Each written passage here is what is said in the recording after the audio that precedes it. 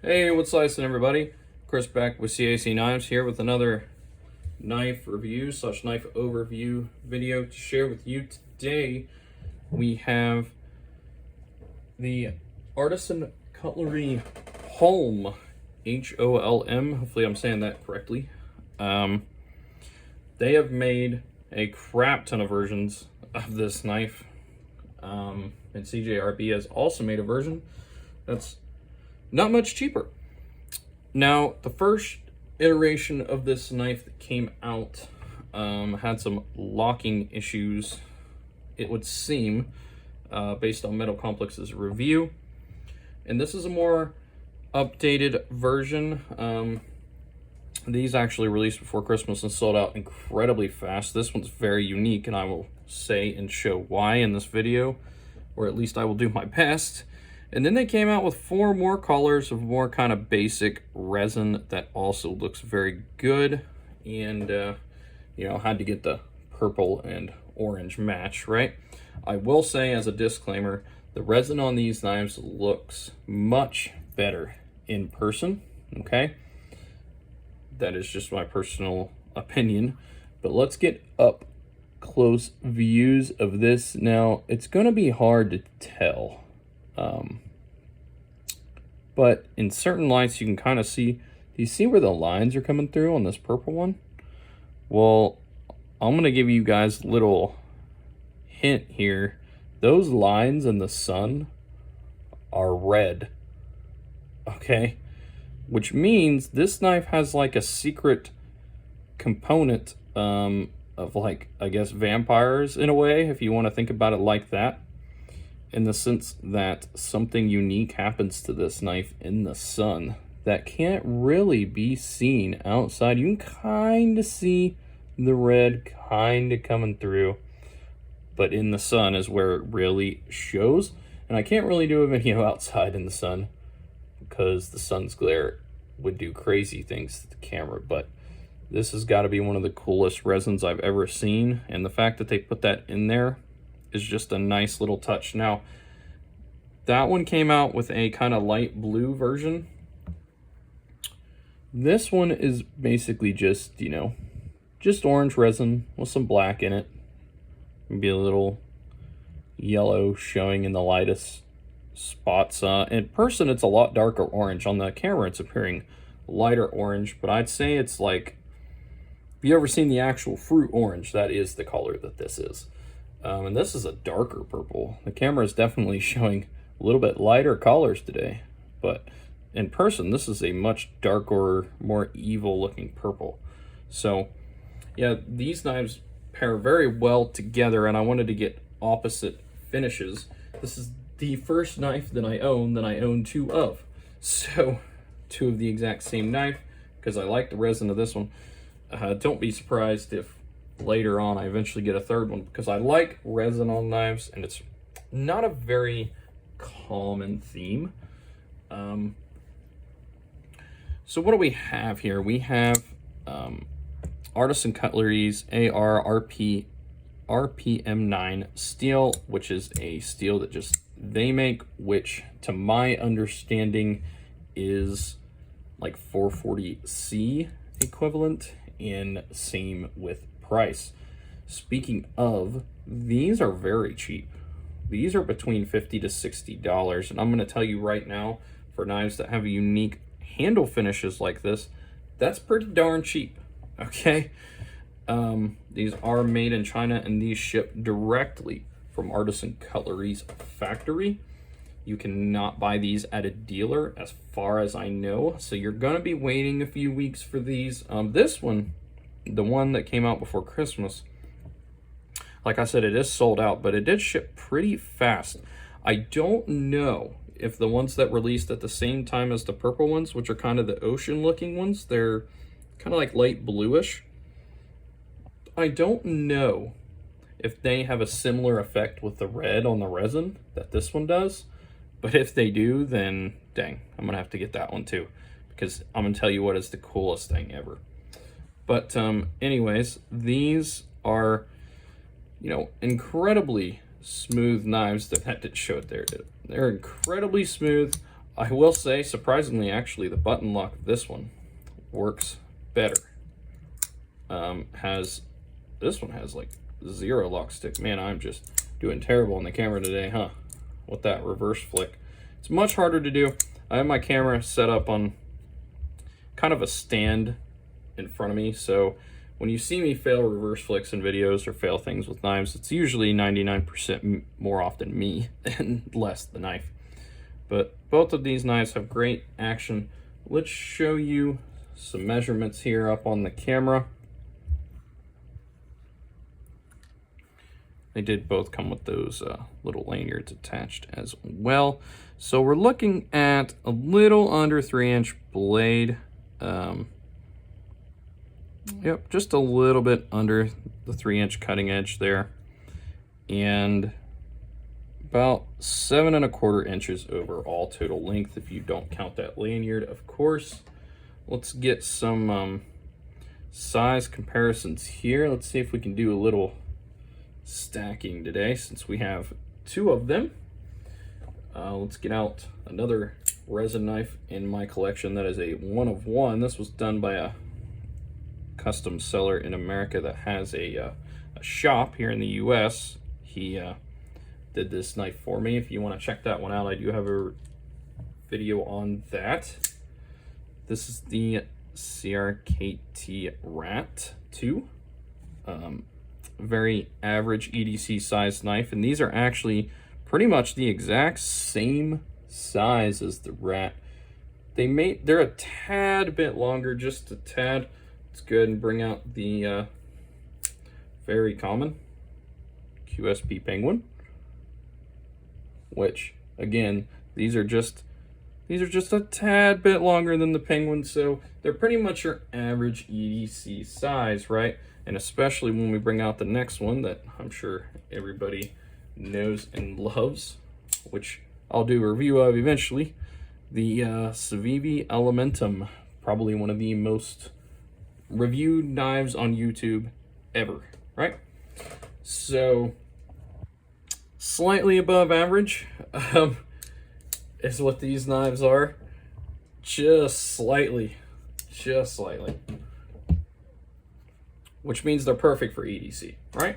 So let's go over my 5 points. When I review knives, I always go over 5 major talking points, and in each category I give a 0 out of 10. For some people, some categories are more important than others, so I kind of let you be the judge, and then you know, I'll probably get my overall thoughts at the end here. So fit and finish, having had 2 of these knives, I have not seen any fit and finish issues. Both buttons came, you know, they have a secondary lock pin here, and both of them came a little bit tight trying to use them the first time, but they're a lot less tight now. You know, they're gonna be a little bit tight though, otherwise they, you know, wouldn't have any function at all. As far as I can tell, everything else, you know, functionality wise is good. I did notice today that the clip of this one, for some reason, they have a little bit south. I guess it does move up a little bit when you push it, so I guess that's just the little bit of wiggle room it has, but it is a little off there. I'm sure you can tell that on the camera. I haven't noticed that with this one though. I'm pretty sure this one's lined up a lot better, and as far as I can tell, it is. If we look at the top, I have not noticed anything not symmetrical. Nothing hits my hand. Everything is flush with the blade, and everything is good to go. So I would say fit and finish, 10 out of 10. Artisan Cutlery, pretty well-known brand. They should be 10 out of 10 every time, right? If you've been in the knife game this long, you should know what you're doing in terms of making your knives. Price for the materials and the work, I absolutely believe this was priced right. You know, they got their own resin scales. Resin scales are pretty rare, and they look pretty good. I'm not gonna lie. You know, especially this kind of resin. I do think this one was a little bit more. I think their first 2 was a little bit more. These are about 55. I think these were just 10. I think they were $10 more, if my brain is serving me correct. But you're getting a lot cooler resin, so you know that's probably fair. I think that's a pretty fair price. And you know, when we're talking $55, we're talking a pretty good price range for a 10 out of 10 fit and finish knife already. So we're gonna keep that in mind. $55 is basically my highest up tier pretty much for budget knives. I think between about 0 to 60, 0 to 70 is where I'd put my budget knife range for the lowest end. And then 75 to probably 150 is kind of mid tier, and 150 and up to me is premium. Everyone's going to have different definitions of that statement, but you know, to me, for a budget knife, having this cool of stuff at this price point, very well done. I would give it a 10 out of 10. Smooth action and fidgetivity, oh yeah, that's there. If you don't like thumb studs, these knives have, you know, long fullers in them, and your finger can very easily get down in there. I have large sized hands, but I think if I had extra large sized hands, I still could access that fuller easily. If you don't like fullers, thumb studs are there. Or you could just simply, you know, push the button lock in and wing it out, right? Don't even need to use those if you don't want to, but of course, if you're a knife nut like me, odds are you're gonna reverse flick it out. Not everybody likes to do that, but most knife collectors do. So 10 out of 10 for the smooth action for sure. Easy to carry and lightweight. Definitely lightweight. You know, I have not noticed any issues. When this is in my pocket, I don't even really notice it's there, which is always the best sign for a simple EDC. They have milled out the liners on the inside. You can see it there when the light hits it correctly. They have milled out the insides there, which is always good. I pretty much expect that nowadays on knives like this, because why wouldn't you make your knife weigh less, right? It's very easy to carry. It does have a deep carry clip. None of this knife sticks out of your pocket except for that lanyard. And, you know, if you don't like the lanyard, you can always take it off, of course, but it's nice to have something just to grab on if you need to or want to.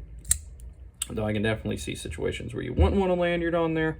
I don't usually put lanyards on my knives, but if they come with one, I generally just leave them on there, because they don't bother me either way. But yeah, 10 out of 10 for ease of carry and lightweight, and easy to maintain, clean, and sharpen. Well, considering it's a button lock, button locks are always risky to take apart. Some of them function better when you put them back together. Some of them function worse. Some of them are exactly the same. I know people have tried to take button locks apart from them having, you know, really stiff buttons. If you get one with a real stiff button, I recommend just sending it back. Me personally, you might be able to take it apart and fix the issue, but here's the thing, guys. If you got a brand new product and it's not functioning very well right away, they'll send you one that functions well, okay? You just got a dud. It happens to everybody.